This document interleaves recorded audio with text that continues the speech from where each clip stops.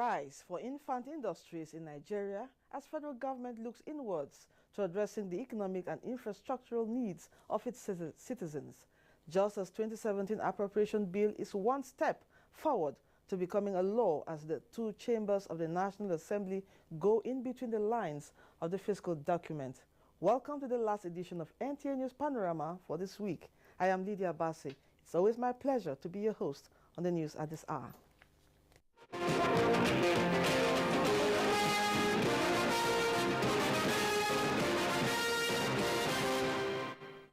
Acting President Yemi Osinbajo says the federal government considers the micro, small, and medium enterprises as the bedrock of the nation's economy and will therefore do its best to give the sector the necessary support for growth. He said this at the kickoff of the nationwide micro, small, and medium enterprises clinics in Aba, Abia State. State House correspondent Jide Onifade on the entourage of the acting president now reports.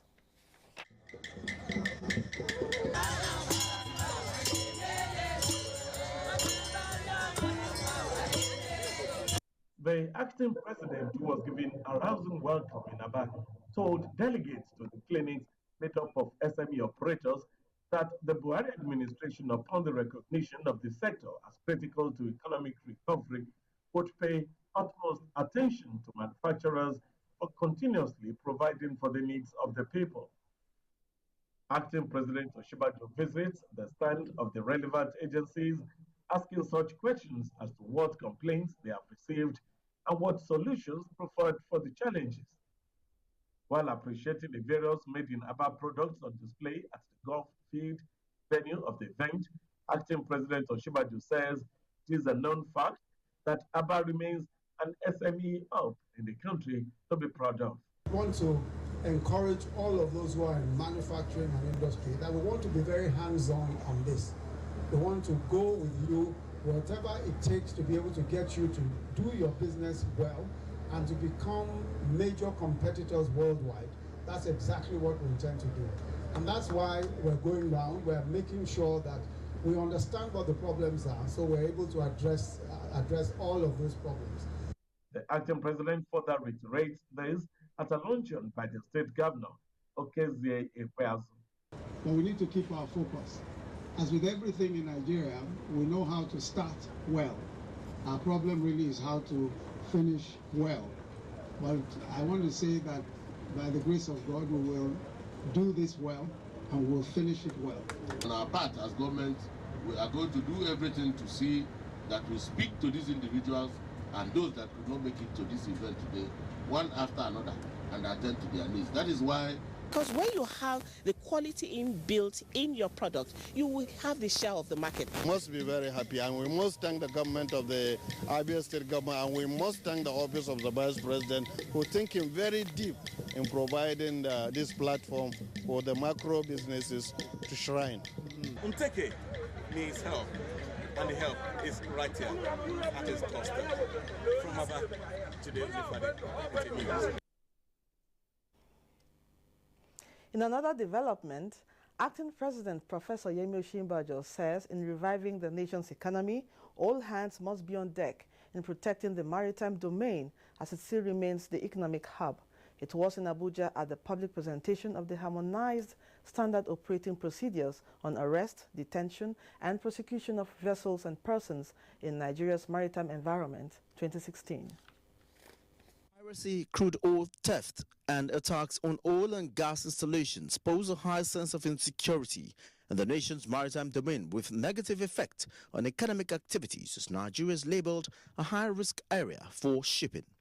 Consequently, the prevalent threats to maritime security manifested in the forms of sabotage to national maritime infrastructure, illegal, unregulated, and unreported fishing, as well as pollution and environmental degradation, have to be treated as existential threats.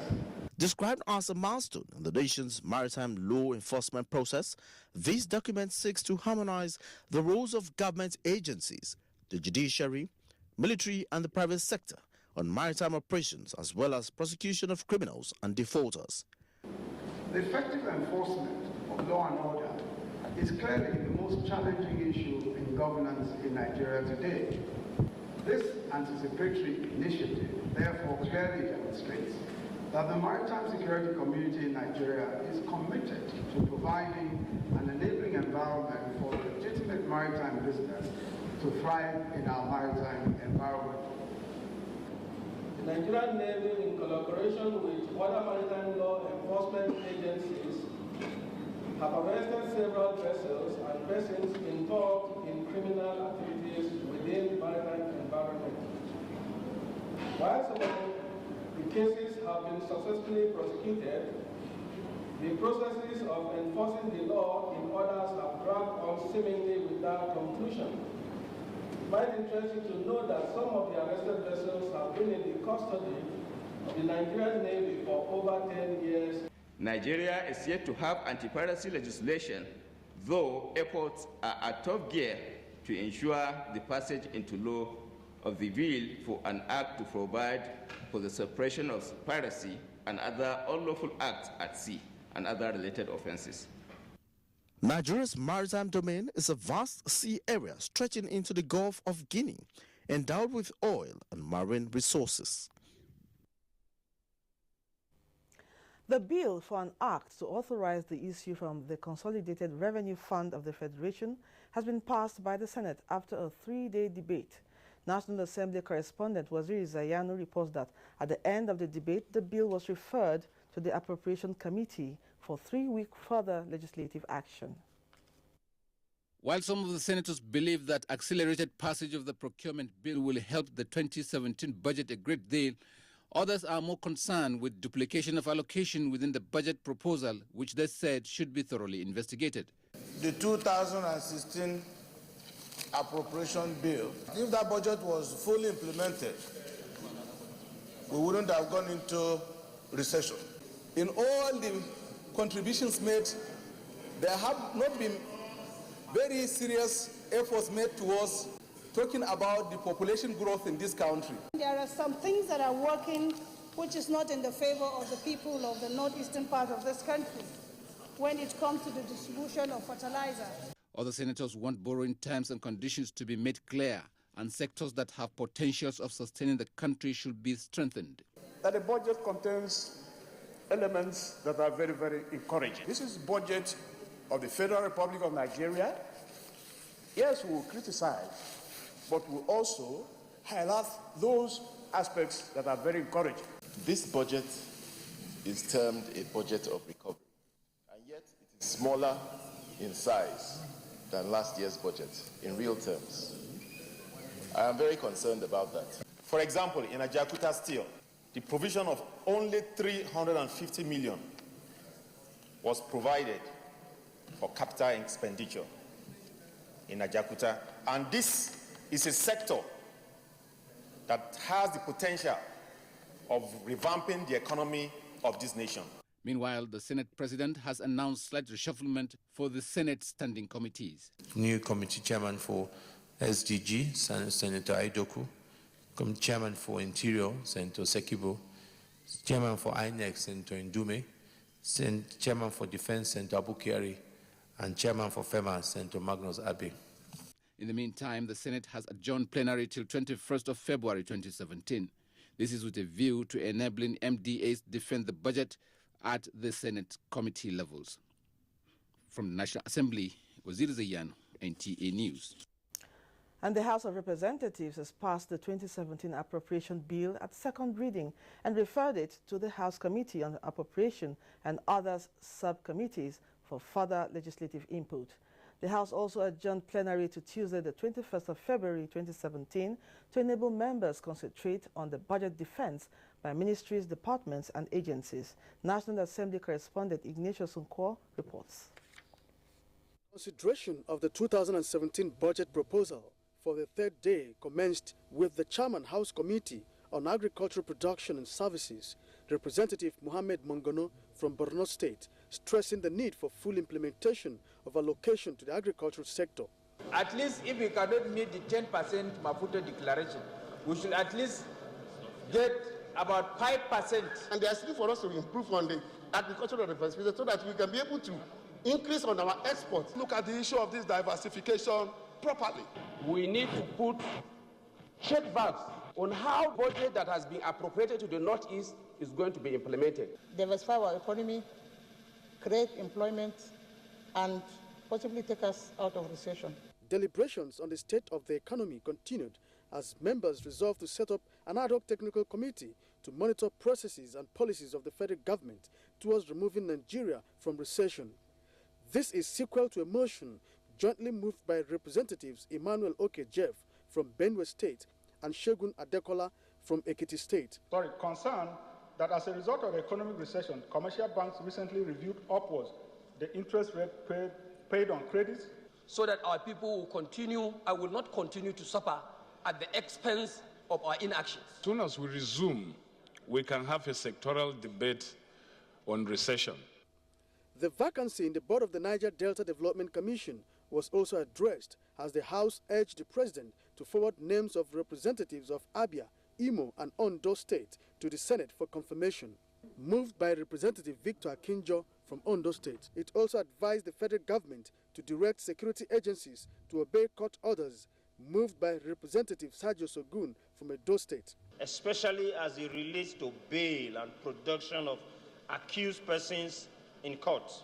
The Chairman House Committee on Media and Public Affairs, Representative Abdurazak Namdas, briefed National Assembly correspondents on why the House suspended plenary for 3 weeks. Within this period, we'll also be going on oversight for those people who have not done their oversight. A total of 10 motions were considered at Thursday's plenary. From the National Assembly, Ignatius Nkwo, NTA News. Minister of Information and Culture Lai Mohammed has stated the federal government's determination in rebuilding the Northeast. The minister stated this when members of the Presidential Committee on Northeast Initiative visited him in Abuja. Anthony Forson was there. Minister of Information and Culture Lai Mohammed told the committee members that President Muhammadu Buhari, upon assumption of office, brought the Northeast issue to the front burner as one of the administration's priorities. A reason why Boko Haram was decimated in a short period. The military have done their own bit, but the rest is now for civilians. And it was on the back of this that we launched a sensitization campaign, which has now become household. If you see something, say something. He said with the excellent job by the military, the whole world is impressed with the achievements of the federal government in bringing down Boko Haram, saying it is a global issue that must be handled as such. This has really encouraged the international aid workers, and that's why they said that, look, leaving the Northeast will be giving victory to the insurgents. And every day, our young men in the Air Force and the Army are daily working to ensure that the last remnants of Boko Haram. Explaining the mandate of the committee to the minister, the chairman, Yusuf Buba, said the committee has a 3-year mandate and is segmented into 5 to handle humanitarian assistance, rehabilitation and resettlement, security and peace building, education and social development, finance and economic development of the area. The chairman added that there is the urgent need for a concerted effort by all stakeholders for the rebuilding of the Northeast. In Abuja, Anthony Forson, NTA News. Meanwhile, Information and Culture Minister Lai Mohammed has described as untrue media reports that governors have resolved to meet and send emissaries to President Muhammadu Buhari, who is on vacation in the United Kingdom. The minister said it is unfortunate that people will idle away and concoct stories to smear the image of the president. Governors are not meeting in Abuja because there's no need for it. There's no plan to send any emissary to London to see the president. Again, I want to say the president is here and hearty in London, where he's observing his 10-day vacation. Let us stop pushing our leaders ill health and death. Those behind this, outright falsehood, we implore them to desist. Because they must understand one thing.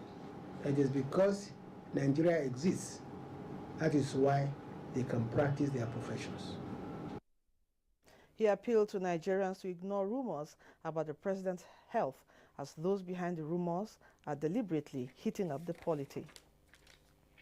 In the same vein, the Inspector General of Police, Ibrahim Idris, has warned against speculative and misrepresentative journalism of publishing without cross-checking the facts. This is contained in a statement by the Force Headquarters, which indicates that some online and print media invented a story that the Inspector General of Police, Ibrahim Idris, led a delegation to to visit President Muhammad Buhari, who is on holiday in London, United Kingdom. The statement notes that the visit of the IGP to the United Kingdom is on official invitation from the London Metropolitan Police Service SO15. It says SO15 is part of the Metropolitan Police Service Counter-Terrorism Command that specializes in counter-terrorism threats, which Nigeria Police has been benefiting from their trainings. The statement adds that the IGP's visit to London is on capacity building and not leading a delegation to visit President Buhari. Rather, it was a mere coincidence, as the visit of the IGP was planned over 3 months ago. It enjoined media practitioners to always cross-check sources, as the police are always open to the media and ready to partner with them for the attainment of national security goal. Major political parties doing some homework preparatory to the contests ahead. This and more after these messages. The struggle for independence had been a long and tough one. Our founding fathers and compatriots sacrificed their comfort and even shed their blood. We cannot at this point in history afford to spirit away their sacrifices for immediate but temporary gains of today. Let us emphasize what unites and not what divides us. Working for the unity of purpose with a stronger vision for a better tomorrow. NTA, growing with the nation. Together, no matter where you come from, no matter your religion, we are one. Let's live together. Let's stop fighting each other. Let us live as one.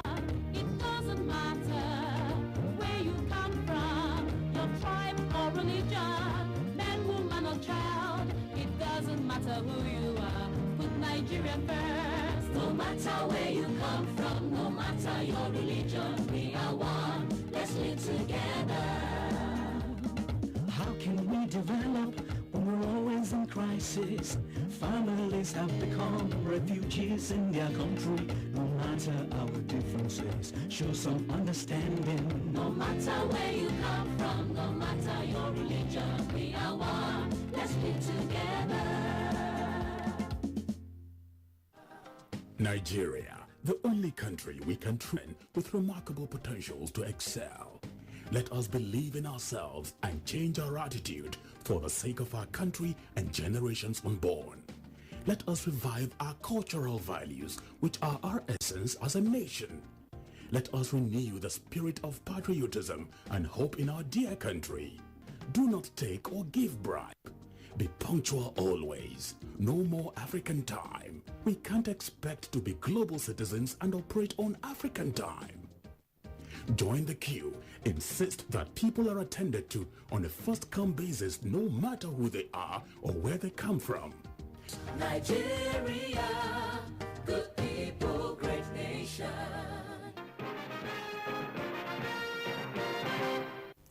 Welcome back and thanks for being there.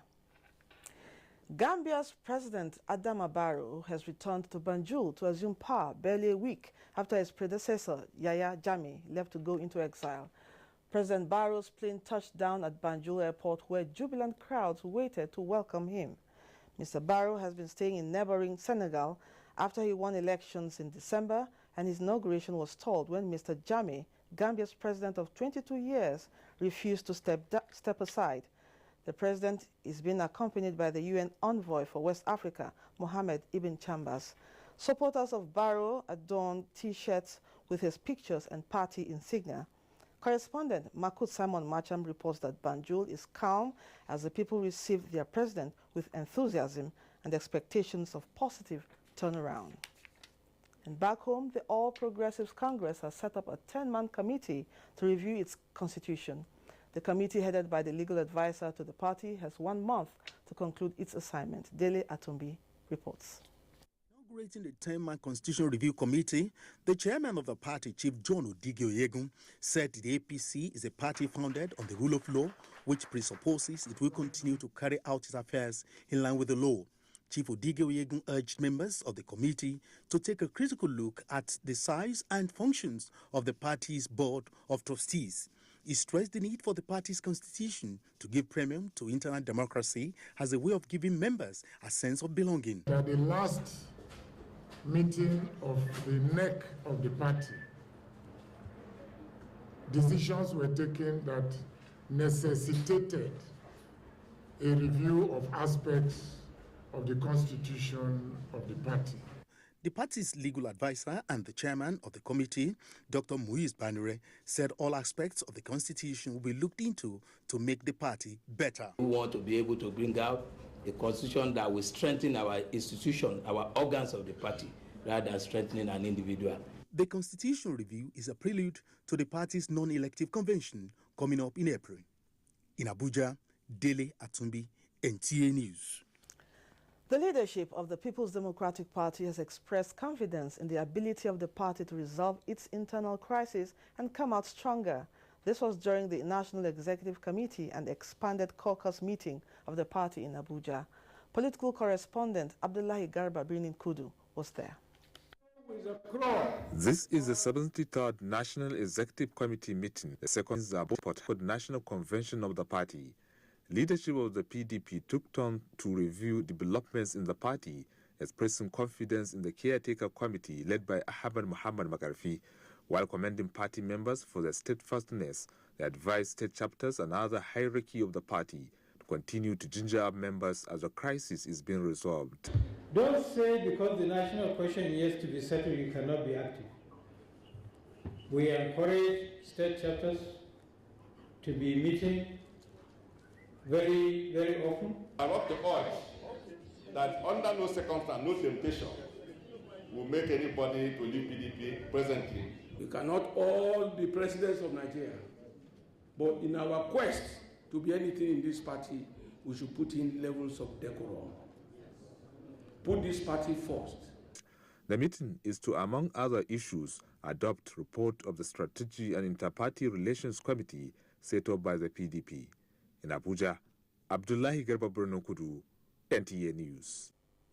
The Nigerian Television Authority is set to create programs that will educate the people on the need to end discrimination against persons living with albinism in the country.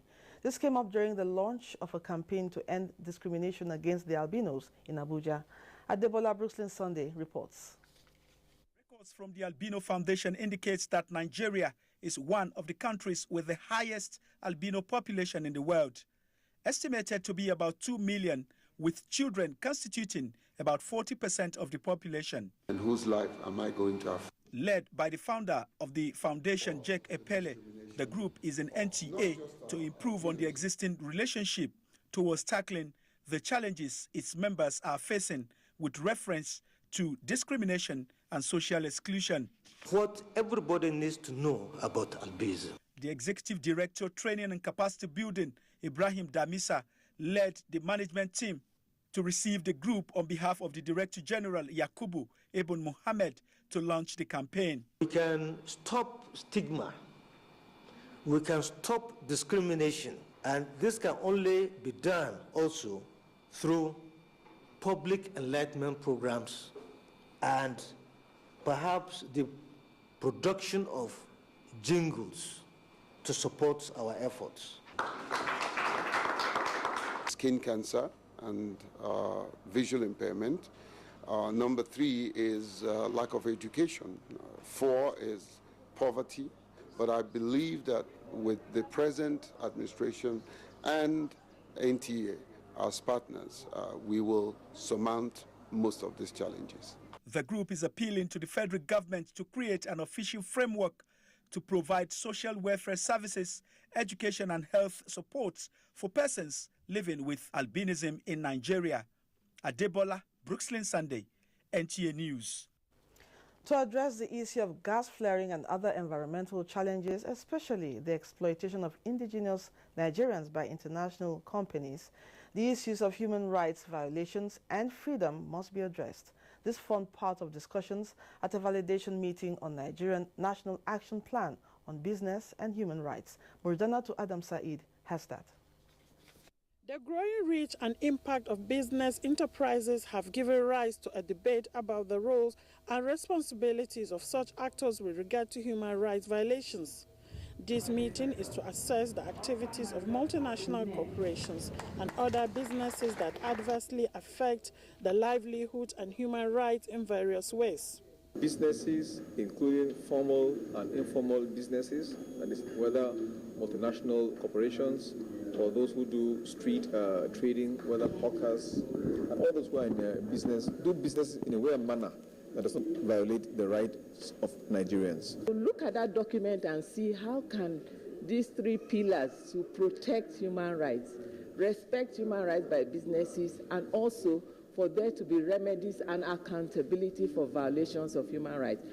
The protection and promotion of international human rights standards have traditionally been the responsibility of governments. Other speakers at the meeting commended the Nigerian government for commitment to the United Nations Environmental Program report on Ogoni land in Rivers State, for which the federal government of Nigeria has commenced to clean up. In Abuja, Murjana to Adam Said, NTA News. Kogi State government says it will provide necessary facilities to institutions of higher learning to boost educational standard.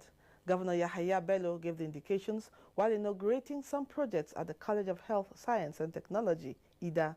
Ajibola Christopher reports.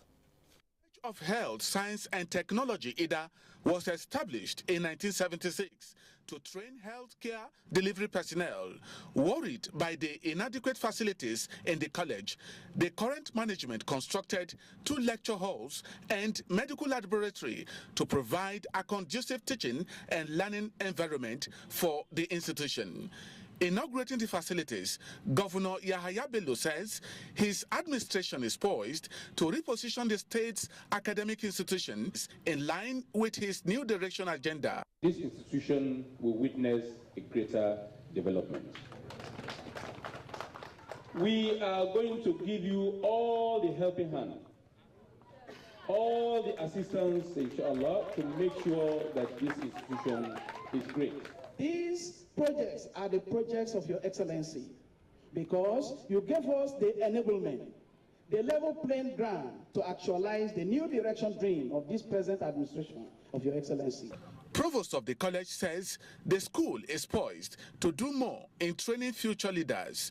From Ida, Ajibola Christopher, NTA News.